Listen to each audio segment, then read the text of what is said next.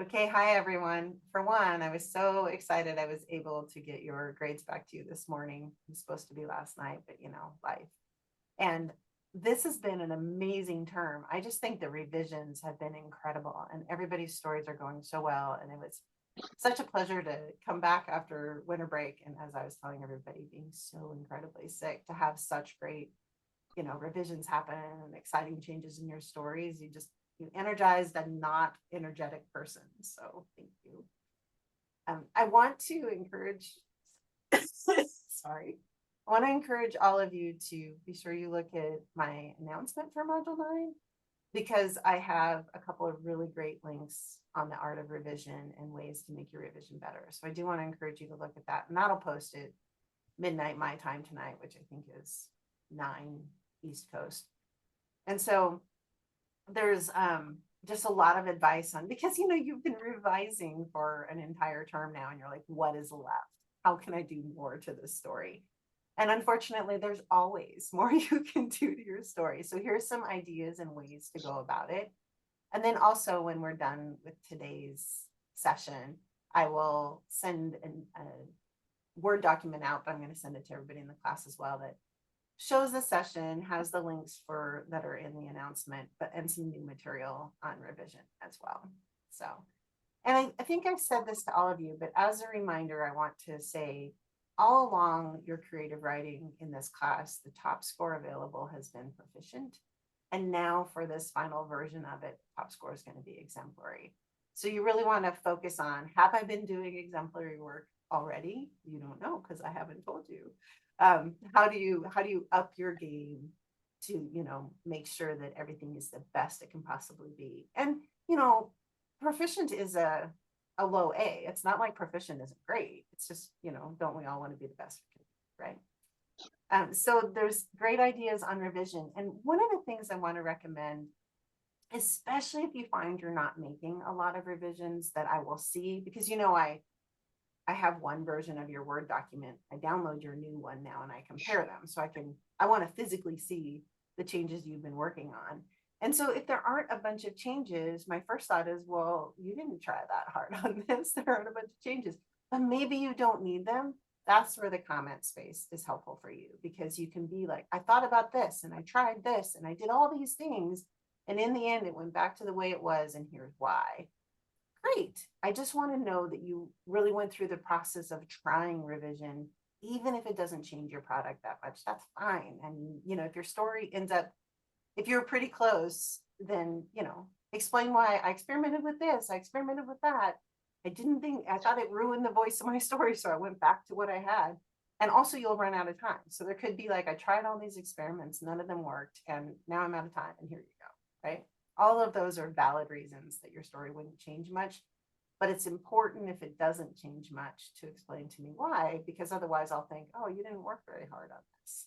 And I guess it's because we all sort of expect that there isn't much left to do because you've worked on it so long, that I want you to have at least gone through the process is all, and let me know that you have, right?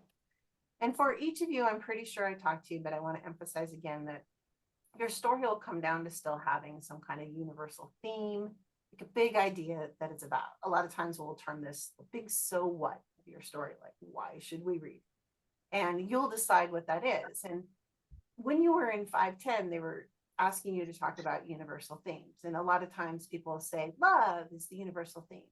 And it's really important for you as an author to fine tune that. Love is an idea, but love conquers all in a sibling relationship. Now that's a theme. So like you want to fine tune this bigger idea of friendship or good versus evil, or the major themes that happen in life, and say, but how does this theme specifically work for my story? And then once you've nailed that down, like what is your story about? I think I've said this to all of you, but make sure that every word, every sentence, even the structure of your sentences, your paragraphs, all of it should support and lead to achieving this theme.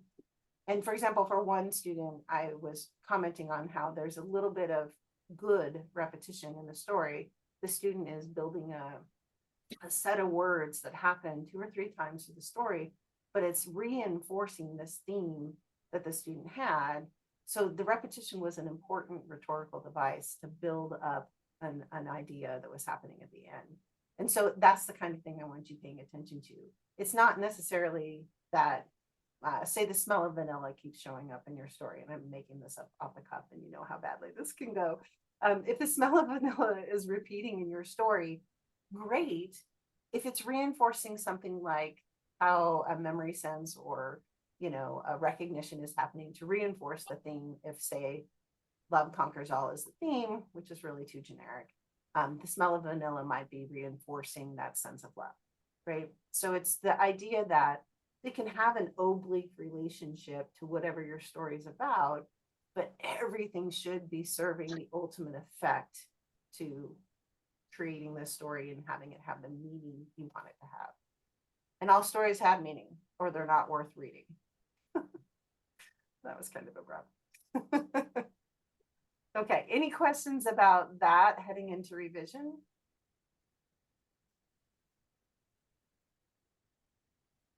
Okay, so when I send you some stuff, excuse me, I also send you a link to a master class on revision as well. Those master classes are fun. And it has objectives for you to think about, like adding dimension, filling in gaps, mending character arcs if your character hasn't changed, or a few of you have awesome characters who either try to change and the fact that they don't is important, or the fact that they don't change still helps teach us as reader, teach is the bad word, but convey a message to readers about something important. Tracking the pacing of your story, that's one of the hardest things in this class because the limitation is so short to 2,500 words. Sometimes pacing will be a little off because if you felt like you had more room, you're luxuriating in a scene and then you're like, oh, I'm out of room. So just take a look at that pacing and see what you can do. And then, some of you, I've given you advice on like how to fix your formatting and stuff like that. And I hope you laughed at that extra writing Wednesday that I put in as I was submitting my memoir to some new locations, and they were like, this is the format, and I was like, oh look, it's the exact format we have to do for this class.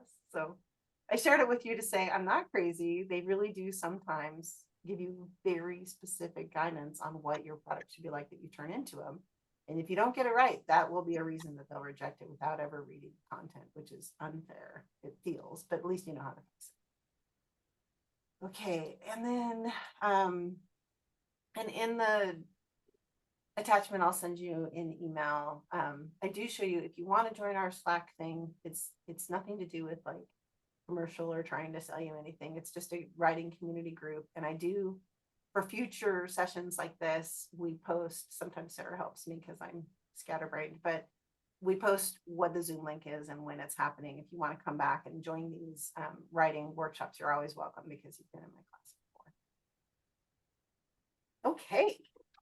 Anything that you want to talk about before we move into the prompts and the work for today? Okay, great. Also, I'm going to add, I just learned that I should be teaching English 532, a new class for me in April. Sarah helped me figure that out because she's ending up being in the class. So if you're taking that class in April right now, there's only one section. And so I hope I see you there. It'd be fun to work with you again.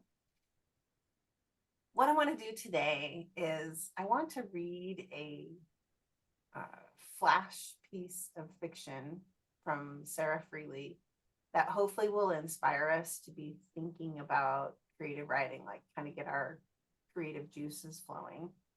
And then I'm going to talk to you about a concept in quantum mechanics, quantum physics, that's really popular for people to write about. And then we'll do a prompt based on that. So hang on, we're headed that way now. And what I want to try to do, I don't know if it's too many words, but I'm going to see if this piece is called Away. I'm going to see if it can fit in the prompt. I mean, in the chat. It does fit in the chat. So if you want to read along with me while I read out loud to you, just kind of soak in the way she uses words. Sarah is brilliant, and she does offer classes. I'm taking one that starts on Monday on how to write flash fiction. And so if you ever have $110 you want to spend on a week-long class on flash fiction. She's your gal, and she has them. They fill up fast, and you have to get on it. I made it through the reading list. This is Away by Sarah Freely. We spent our last $3 on a tall boy that we passed back and forth through most of Iowa. 24 hours we'd been driving away from the sick and the sirens and the smell of the dead in the streets. Truckers honked around us, past us. We waved to the cute ones, hiked our skirts higher on our pale thighs. We were down to warm suds when the needle scraped E, and we pulled into a mom and pop station at the next exit. We sat on the curb out front and discussed what we were willing to do for a gallon or two. Steal, sell ourselves, and laughed until our pants were damp. The owner called us sweetheart and gave us coffee and a couple of stale donuts before he shut off the lights and headed home. I'd never seen so many stars. Sitting there like that, I was sure I could feel the earth turn, but you said no. It was probably the grumble of trucks on the interstate. Still, it was nice to think we were moving forward, away from ourselves, even while we were stuck. So this is a flash fiction piece, and what's exciting about it is everything that is expected in our 2,500 word stories is happening in this one. So I want to have a short discussion about things like narrative arc and setting and character development and rhetorical devices. You know, what is going on in this story? So what would you say could be an inciting incident in this story? What gets this story moving? And you can type it in the chat or you can say it out loud. But definitely I'll hang out until somebody has an answer.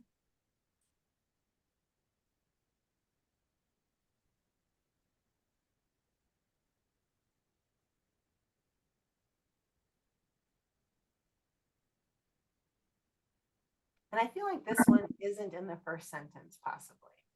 There's something else that's driving the action in this story. Any ideas? Feels like a lazy desperation to me. Nice. Yeah, so there's a lazy desperation going on. Where do we think something provokes their movement? What makes them get in a car and drive through Iowa? The sirens and smell. Away from the sick and the sirens and the smell of the dead in the streets. Right? I would argue that's an inciting incident. What's so awesome about flash fiction is we're filling in as readers. You know, what does sick and sirens and smell of the dead in the streets mean to you? Is this like a post-apocalyptic, you know, sort of fantasy sci-fi story? What could it mean to you? Could even be metaphoric. It could be, right? And I think that's a really great guess considering the ending of this story. And also it could be literal, and it could be something as simple as the pandemic, right? I mean, people in New York City, you know, there were freezer trucks outside of hospitals because they couldn't bury people fast enough, and there were sirens, and the smell of the dead in the streets would be an exaggeration for that, but it could be something real too, right? So it could be real, and it's fun if something real can also function as a metaphor like this. So it's really got a ton of possibilities. And so, yeah, we do have an inciting incident. And then there's rising action. And how does she trail us through basically the action that's going to lead us to the climax in the story? What kind of details are part of that movement intention?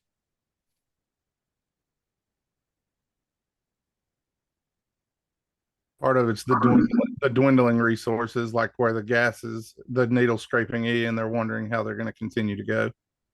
Yeah, absolutely. That's the biggest tension I think she creates right there.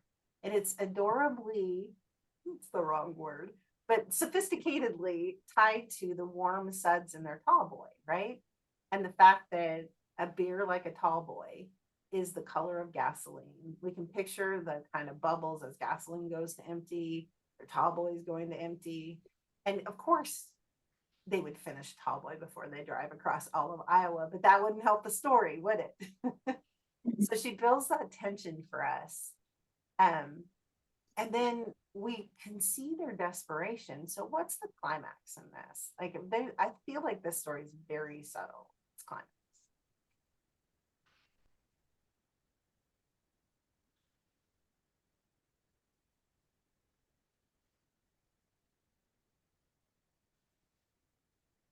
Their discussion. I think so. That moment about the earth turning, we've reached the pinnacle of the story at that point. Is it a big aha or surprise or kind of, but in a really gentle way, right? So that when we reach the resolution, we're looking at her saying, it was nice to think we were moving forward away from ourselves, even while we were, right? And that phrase, that little tucked between the commas, away from ourselves, what is that provoking in you? Like, To me, it's kind of pointing to, we get kind of lost in like the day-to-day activities of our life. And I see that as like the lights that they're pursuing. It talks about, they're going to this mom and pop shop, but then when she sees the stars after the lights are turned off, which to me kind of shows that like they needed that time to separate from their problems and their worries to be able to self-reflect and see who they were. nice. And possibly one addition I would add, because a joke I constantly make is, I can't get away from myself. Like, we get away from the selves that we've created, but also we're always stuck with ourselves. So the neat thing is they can be changing who they are at the same time as they will never get away from who they are. So that amazing play of words, just as you described, Randall, where, it's both a possibility of change and never a chance for change because you're even there for the transition, right? And she says, even while we were stuck. And that's the kind of cool thing. Here is a story where we have characters who are actively creating change. And yet, in the end, she says they can't change, right? Because they're stuck. So this is one of those cool stories where our experience isn't because the characters have changed, but we witness them not changing, even with all this activity happening. And it's a fun one to think through, to say, oh, here's a place where somebody did this, right? Okay. So we talked narrative arc, heritage. Oh, setting. What are a couple of moments of setting this stand out for you in this that you think are pretty cool? In a car and on a curb. Yeah. You can really picture that, right? What else creates imagery in your mind?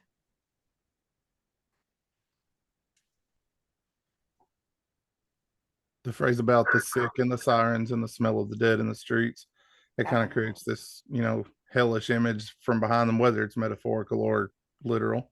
Right. And you had another great one earlier, Randall, about seeing all those stars. Mm-hmm. We can picture that. Is there much sensory detail in this one? Pants are damp. Yeah, that's the one that stands out the most, right?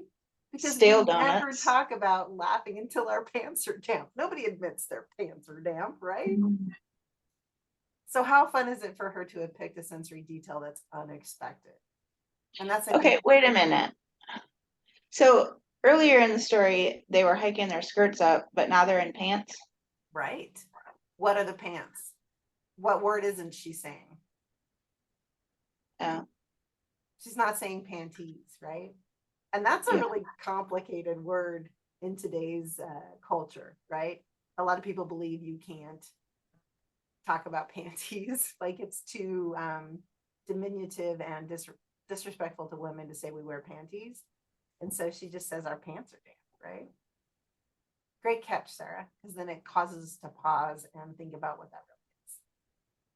Yeah, so these are all the things we've talked about. And then clearly we've already talked about rhetorical devices, especially figurative language, where are there really sirens and smell of dead in the street and sick? Possibly, but also clearly a metaphor for what their life was like, whatever they're running away from. Yeah. And we don't know where they're going, but we don't seem to need to.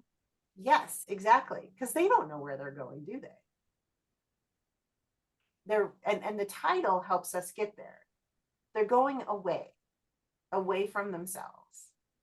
But where are they going to? Doesn't matter. They're just not going to be whatever that was. And I mean, it does matter, but this is Flash, so we have to fill in it. So interestingly enough, what effect happens to you? And this is the last thing I'll do on the story. I just think it's such a great story. So she says, sitting there like that, I was sure I could feel the earth turn, but you said no. It was probably the grumble of trucks on the interstate. What does the use of you do to you with viewpoint of the story? It just stood out to me. It just went. That just occurred to me, like right before you started. So tell me what viewpoint we've been in. What does it's an unusual viewpoint. What is it? It's not third. It's not second. First. Right, but what kind of first? Like normally first is I, right? Is it collective? Yeah, it's this amazing form. It's a plural first. Usually a plural first will be collective, like you said, Randall. And suddenly that we can become more than just two women, because they're wearing skirts. We're making an assumption that it's women, even though that assumption could even be wrong. But if we're thinking in terms of women who are getting away from themselves and trying to sell themselves, it becomes collectively what happens to women who run away. And saying, but you said no, like I was sure, but you said, the we turns into an I, which is a single person, the person who's actually narrating this. And then there's the two people, I have and you. And so in the end of this, it kind of addresses the other person. And then together, it's nice to think we were moving forward away from ourselves, even while we were stuck, right? It's brilliant. I mean, so when we say 2,500 words isn't enough, I could highlight this and see. Hold on. This is 189 words. And look what she accomplishes in 189 words. So trust yourself when things could be shorter, right? Okay, so I hope this piece really got your brain firing, and talking about these things got your brain firing, because now it's time for us to do some writing. And I'm going to put several chat things in really quick because I don't want them to get too long. So I'm going to do this, and then I'm going to do this, and the links won't be here, but this list that I have, when I send it to you in email, I've linked these books and the list of quantum mechanics and fiction on the Goodreads and stuff, so you'll actually be able to click through them. So I want to talk a little bit about these multi-world interpretations of quantum mechanics. And it's this idea that there's an infinite number of worlds. And in it, we could be anything. And I've listed some of those possibilities, but literally anything. And that version of ourselves is floating along right next to us right now. And they don't know we're here, and we don't know they're there. So there's so many great books that deal with this concept. I mean, Life After Life, I love, and maybe it's more like a time loop story, but it also means that there's an infinite number of ways that you could live the life that's happening in the time loop. Erin Kate Ryan's Quantum Girl Theory is a more subtle version of this, and my probably all-time favorite quantum physics-y type story is Matt Haig's The Midnight Library. It's brilliant. It's so brilliant, and I highly recommend it if you like this kind of thing. But what's fun about thinking about multiple universes is it gives us a great opportunity for some writing, because we're going to take the character that you're working on in your fiction, or if it was memoir, I would actually take myself and find another version of myself to write about. But in this class, it's been fiction. So I would recommend you take the character you're working on this term, or one of the characters, so that you could find out more about them as we do this writing exercise. Because what we're going to do is consider them in one of those infinite alternate universes. So I'm going to pull out the first. I have a part 1 and part 2 prompts. So the first time we write, we're going to, here's the prompt. We're going to think about quantum physics, which is quantum mechanics. They're intertwined. And the many worlds theory. You or your character are experiencing an infinite number of possible lives in some other realm that is happening right now. So your character is going to approach a door, and just picture the door in your mind as we move forward. Through the door is just one of these quantum parallel universes. And they have infinite possibilities for what their life looks like over there. They could be a New York Times bestselling author. That's my favorite. Or have won an Ironman race. They live in a box. They have a full life on a different planet. You know, maybe there's earthly magic is real right here, but in that universe, right? So any possibility. And think about your character and try to pick something that's really out of character for them to help shake things up. So remember, there's infinite possibilities. And so make up a different life on the other side of the door. And then for this prompt, open the door. You don't have to take the character through the action if you don't want to, but have them step into this other life and show us what they look like. So what you're going to do is I set up the timer for this clock. You're going to take your character and step them into a parallel universe. Don't worry about the other version of themselves that's in there. Just have them inhabit that person. You know, they are that other version of themselves instead of like, oh no, what if I see myself? That's not part of this prompt. So take your character to this door. You're going to open the door and have them living the other life. Do you have any questions before I start the timer? Okay. On your marks, get set, right.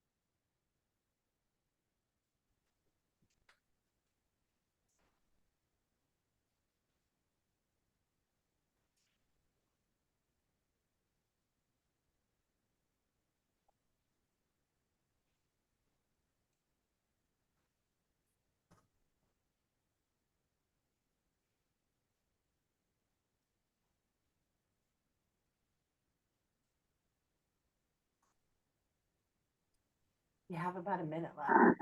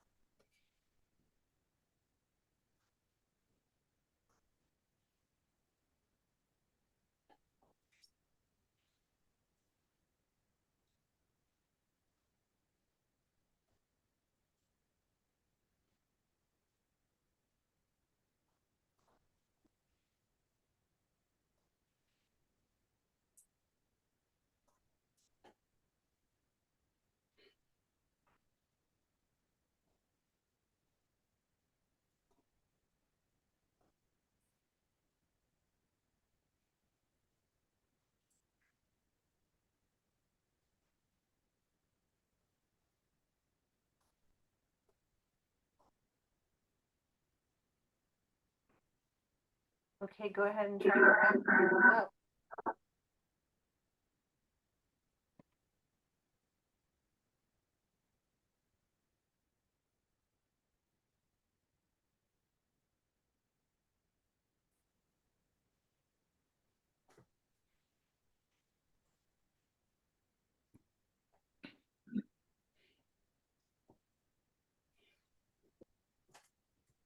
That worked for you.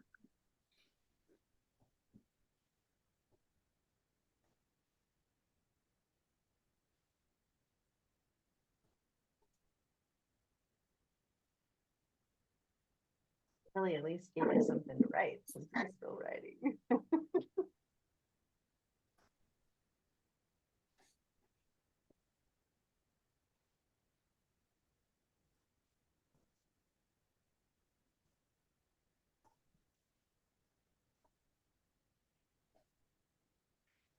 Okay, so does anybody have anything they got they'd like to share with the group?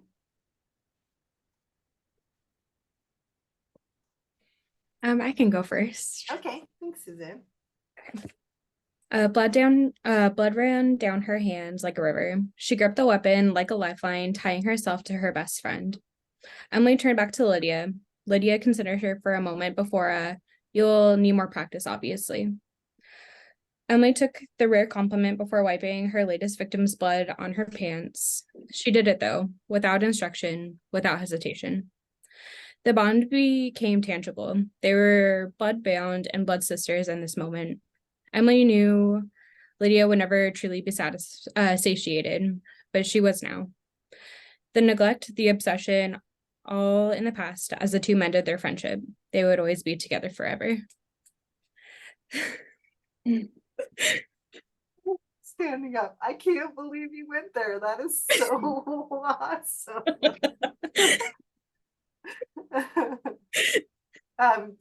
To share with Sarah at least, and Randall, is Randall in your same section? Mhm. Okay, yeah. So this story is about Emily discovering that her best friend Lydia is actually a killer. But in this version of the story, Emily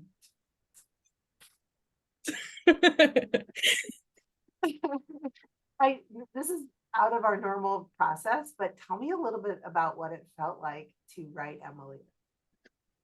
It was so weird in a way because she was like normally like Sarah for like backstory, she's like the cops kid, she's like trying to find like her best friend, super obsessed with it, but like to turn her obsession into like trying to be obsessed with being Lydia's the best friend that Lydia could be, it was like kind of scary because I'm like, oh, Emily could very well go down this path with Lydia if it was that alternate universe. Yeah, so the two obsessions are not that far apart from each other. Yeah. And isn't it really weird to see just how close that could be? Yes. Yeah, wow, how exciting. I'm all freaked out by it because it's just really unexpected for me. So yeah, Randall, any thoughts about what you heard from Suzanne? I think it's very interesting to see, like you said, how easy it is for one moment, like a fork in the road, and a character's motivations. The motivations don't even change, but it carries them down a completely different path. Oh, well put, Randall, about how the motivations don't change, but the actions do. That's really smart. Yeah. Do you have any thoughts, Sarah? Can you repeat at the beginning after you mentioned rubber and how they're tangibly linked? Like they attach something to each other or something like that? Was it she gripped the weapon like a lifeline, tying herself to her best friend? Or is it a Yeah. little bit later? No, that. And then at the end, when you come back to them being attached. The bond became tangible. They were blood bound and blood sisters in this moment. I thought that was cool. It was like a bookend, but not really a bookend, but Okay. bringing it back to that's pretty cool. Absolutely. So threading the theme through of that attachment, and then that attachment becoming something almost metaphorical or figurative. Yeah, definitely. I don't even have much to say. I'm just really excited that you went there. It takes a lot of creativity to take this goody two shoes, really well-behaved and earnest person and have her take that little slip into the other direction. That's really exciting. Well done, Suzanne. I'm all energized. Okay, so Sarah Randall, would one of you like to go? Yeah, I can go. Oh, go ahead. Okay, Randall. I thought I knew the forest until I found the passage under the roots. I'd been to the tree before, but I swear the darkness beneath was new. A few minutes fumbling through the moldy smelling earth, and then I was elsewhere. It had been easy to snare the creature. Years spent studying the arcane equipped me for the task, and as I approached it, it bucked violently against the trap. I laughed uncontrollably, for this moment would change the world forever. Arcs of energy fled from the creature's wound, following the ley lines I had memorized and drawn.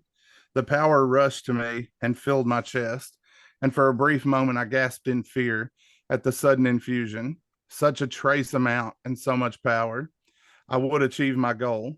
The world would be mine. Is that a sorcerer? A rustle from the bushes nearby. 3 boys fleeing into the trees. They wore the trappings of circus performers. No matter. They were of no consequence now. My spell struck the keening creature, leaving it reeling and crying in pain. I placed my hands on its face, feeling untold power coursing through me as I leached it dry. Nothing could stop me now. Only difference is I thought this was is his name Demica? Yes. Yeah.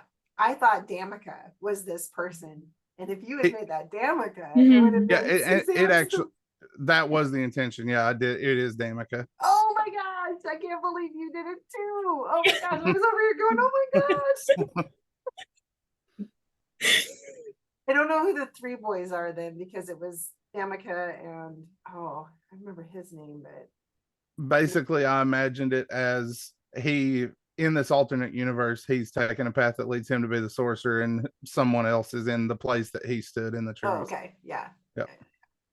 Oh my gosh, you guys, I'm so impressed that you'd be. I mean, because again, and Randall, I think you're going to agree with this. It's that close. I mean, Demica could have made this choice. Mm-hmm. Yeah, and I have the impression at the end of the story that you've written for the class that Demica isn't done. Like, he's going off to seek this creature in some way, but not like this, not nefarious. Is that feeling at all correct? Yeah, that's kind of the idea that I had for it. Yeah. Oh my gosh. Okay, Suzanne and Sarah, what about this stands out for you, and what do you admire, or whatever? One, I really, really liked how you start off with all the sensory details in the setting, and then once you're like, because I was like, oh my gosh, are you doing the same thing with like Demica being like reigning in this power? It was just so good, so good. One thing that I picked up on is like you use the word power at least 3 times. Energy, infusion. So there's like this undertone of strength and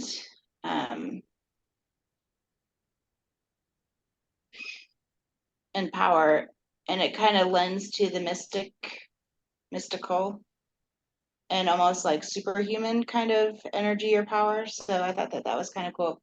I don't know the story exactly, but I get the feeling of it. Yeah, and to piggyback on what Sarah said, you have this unexpected darkness, and then all of a sudden everything sort of erupts with energy. And in my mind, it fills it with like sort of almost lightning light. So when the power is happening and you talk about it arcing across the ley lines, I feel like, I mean, almost like, and I'm sorry for making a pop culture reference with it, but you know, this is what we do, is find things that are like it in our mind. But when in Harry Potter and the Prisoner of Azkaban, he's on the other side of the lake, and then the what do they call those things that come out of their wands and help them? The The Patronus. Patronus. Patronus. I was trying to say protocol, and that was not working.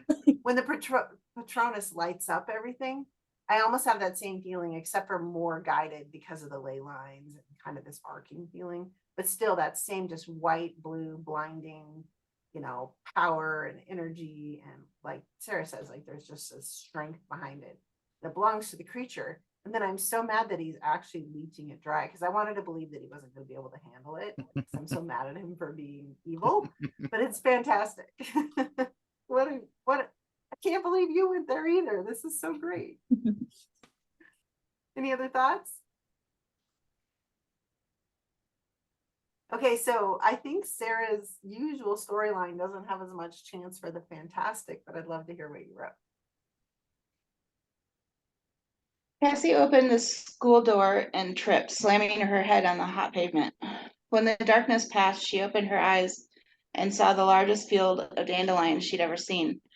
The subtle, sweet scent motivated her to stand up. Across the field, she could barely make out a small child. Next to the girl was a thin, bearded man, grabbing her by the wrist and yanking her over to a splintered wooden bench. The girl grasped hard on a group of dandelions and uprooted them. Even the buttery smell of the weeds couldn't quench the stench of the bearded man. Before Cassie could call out, she saw the small girl yank free from the wicked grasp. Come here, Cassie yelled, her heart beating harder. When the little girl threw herself into Cassie's arms, she cried, "Thank you for distracting him." Cassie, in tears, said, "Let's go." I know your storyline. Oh my gosh. So then in this world, it never happens, and Cassie's the one who makes it never happen. I love it. And I love the possibilities behind that in so many ways. I mean, I think it really could have a place in your novel. I really do. Okay, so I know the storyline, you guys don't. What stands out for you and what Sarah wrote? The sensory details were the big thing that called me to it. They brought me into the scene, especially the smell of weeds, the way they were contrasted to the stench of the man. That really pulled me into the scene.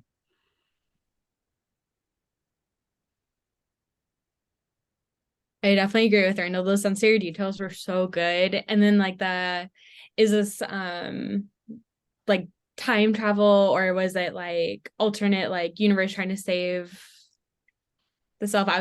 I really liked it even without like knowing the context of the story. It was just so good. And my favorite word in the whole thing was buttery.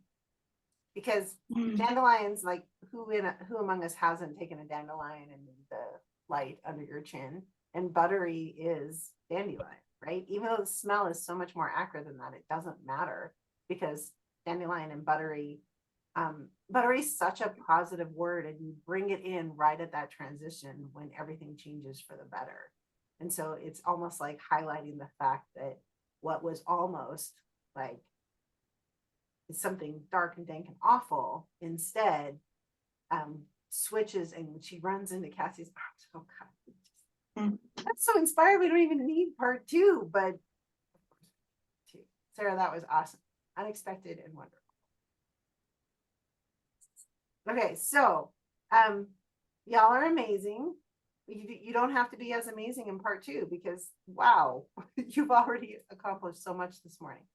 But what I want you to do is spend a couple of seconds here thinking about that character now in that alternate life, you know, inhabit Emily as a person who cares so much about Lydia, she's willing to be a cop's daughter and still kill people. Randall, now we have Demica being this, you know, evil sorcerer, right? And Sarah, you have Cassie saved. You know, there's an entirely different future for the Cassie who ran from the distracted man than for the Cassie who helped distract the man, right? Okay, so in part two, kind of fortunately or unfortunately, your character has been living in that life, and now you're going to turn them around and step back into the life they left, the one that they opened the door from. And so now, and I word this as having experienced another world, what do they see now? But basically, the idea is, how does the perspective of the life that you had for them before you wrote them as these other people, how does your vision of that, how did they see themselves differently for having experienced a different life for a while? So now take your character and they're going, oh my God, I was just this other thing, and have them look back at their life, stand in the doorway. And it may not be so much a narrative arc writing that ends up happening. It could just be observations or commentary on who they are in this life that belongs in the story you've written for 529 or the one you're writing, Sarah. However you want to approach it, but I want that change in perspective to inform whatever it is you write. Does that make sense? So would I be writing as Cassie coming back or the little girl version of Cassie going? Yeah, so probably what you're going to do is have Cassie come back, but that Cassie who turns around and comes back Didn't through have the that door experience. knows how little Cassie that she saved knows how her life got to the same age, right? And the differences that there are.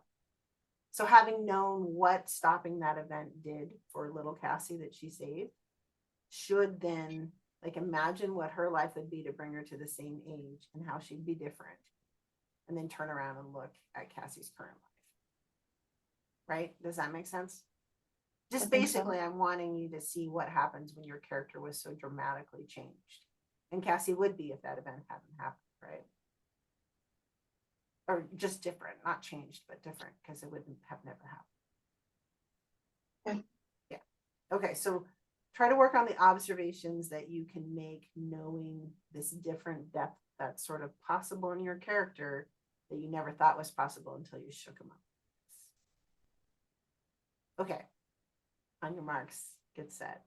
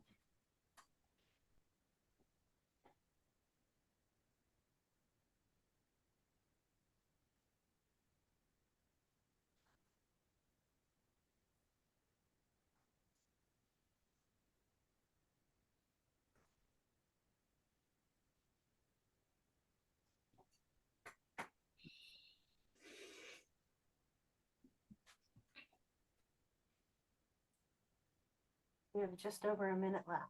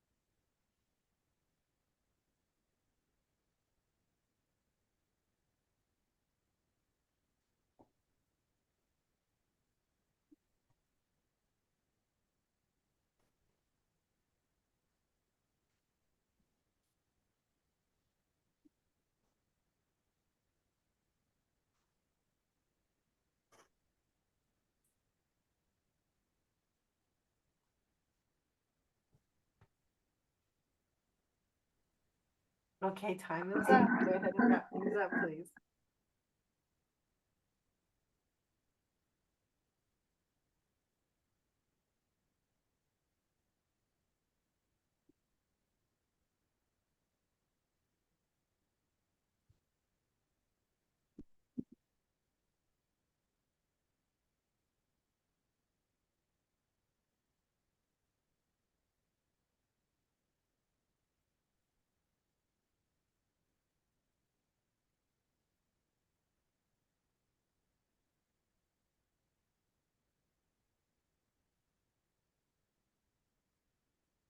How did it go?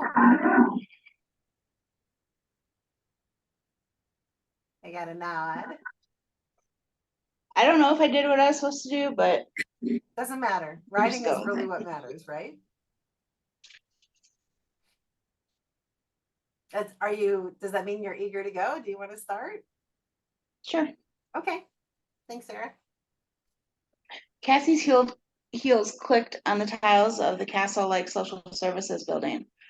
Her first day as a CPS worker had finally come. During her first step away, she grabbed a steaming cup of coffee and headed out the door. To the right was a 6-foot by 3-foot cluster of dandelions, and centered right behind it was a splintered bench. A smiling woman was watching a toddler stumble through the weeds. When Cassie reached the bench, she said, "Hi, my name is Cassie. Your little girl is delightful." "Oh, you're Cassie? I think we're here to see you today. This little girl is Grace. I've been her foster mom for about 3 months."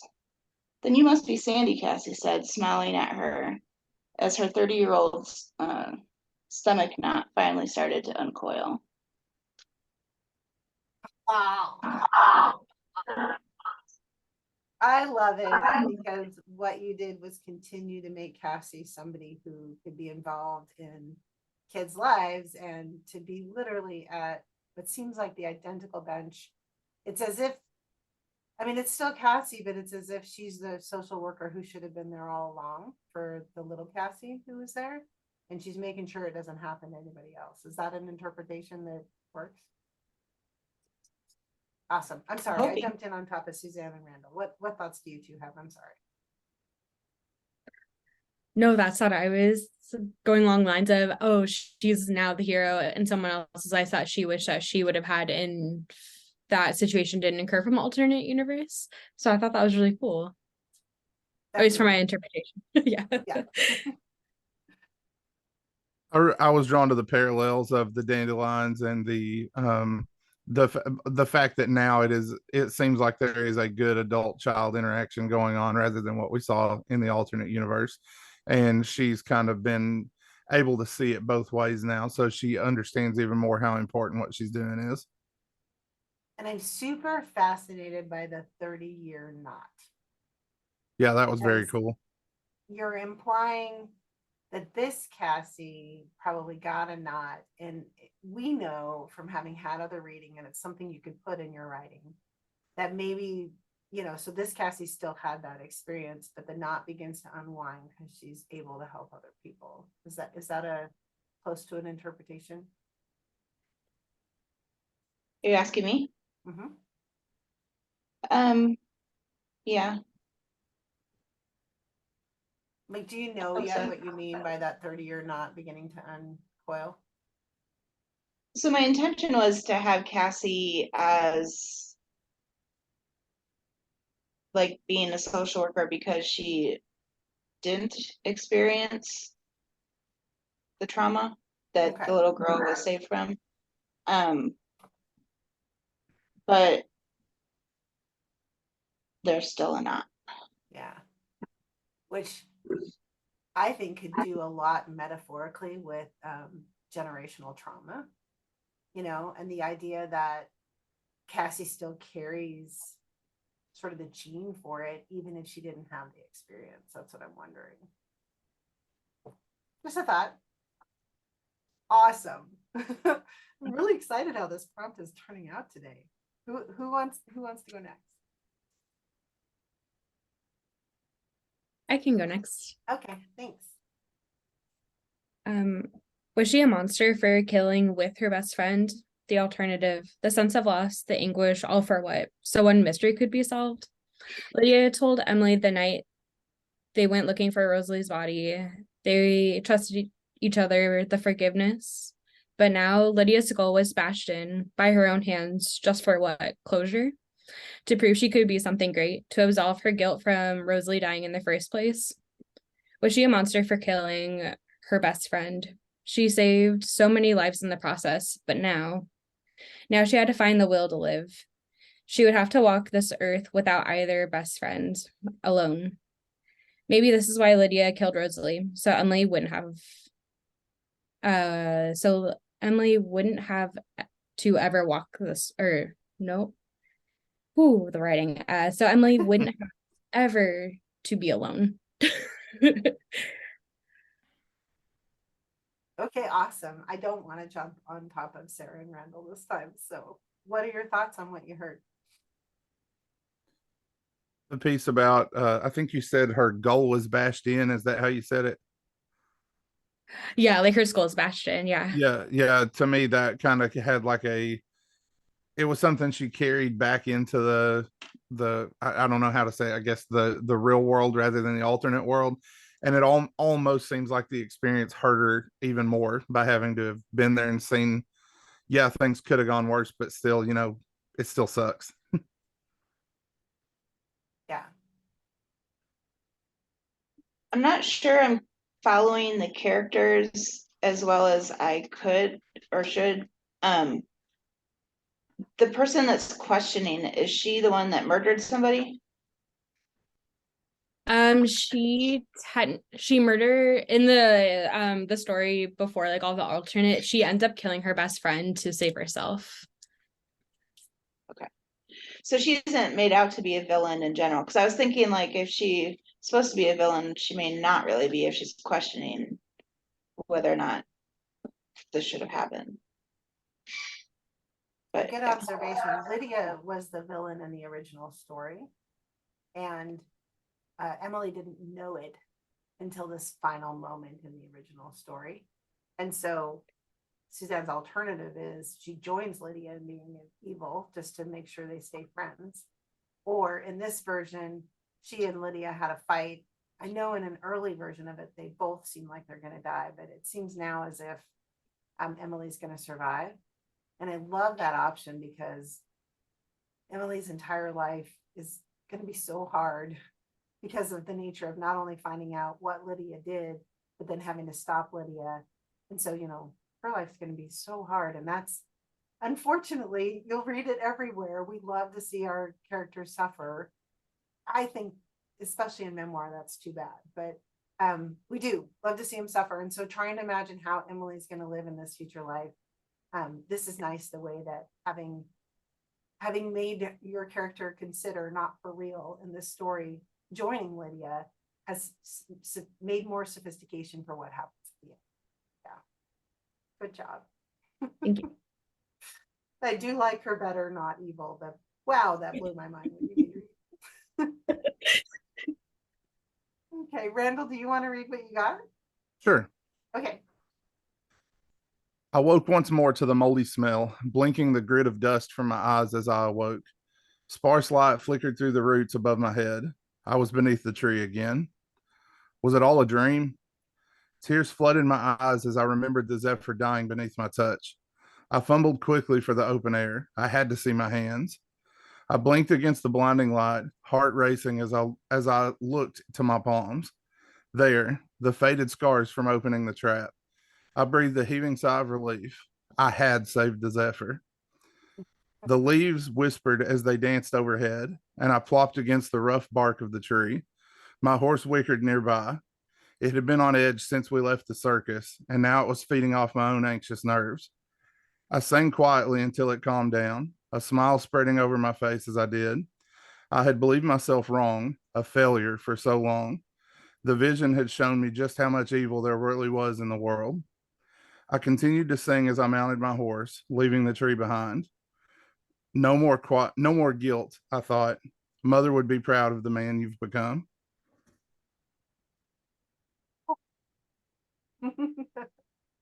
Sarah and Suzanne, thoughts?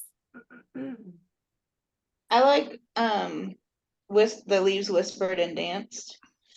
And also as part of a larger piece, having such a distinct shift in the character is really good to have. Mhm. Yeah, I definitely like that visceral reaction and the horror of like, oh my God, like, did I actually do this? And then like just that relief of, okay, I didn't do this. I am still upholding like my morals and everything. This is someone my mom would be proud of. It was just so good. Yeah, and in fact, I had a brief moment where I thought if you wanted, especially if you'd offered up this experience as a dream in some longer version of your story, when he says there's so much evil in the world, could he recognize the potential for evil in himself and the relief that he didn't give into it? And meaning that not only is the world full of evil, but we're only one action away from being evil ourselves, right? Yeah. So that just seemed like a lot of potential there. And then because we do know the rest of the story, I love that he's singing and continuing to sing because he had spent so long not singing.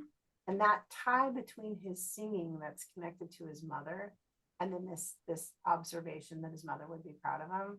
I just love that thread that emerged that was part of the original story and continued into this one.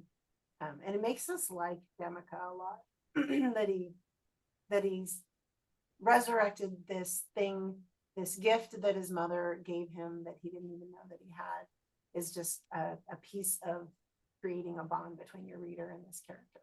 So, it's neat. Yeah, I think this was really a productive session. I don't know if you feel the same, but I do. I'm very inspired by all of you. Well, so quantum physics can do a lot for us for stories. I put together the handout to send to you an email, and I will send the email once I have a link going for where this video will be up on YouTube. Do you have any questions before we finish out? Okay, well, this was an amazing morning for me. Thank you for being here and for inspiring me and reminding me why it's so fun to be part of the writing world. Okay. Thank you. Thank you. All right, so we'll see you. Well, if you want to come, the next one will be in early February. And so I'll be sure to put that up in the Slack group if you're a part of the Slack group. And I hope I'll see you there. Take care. Bye. Bye.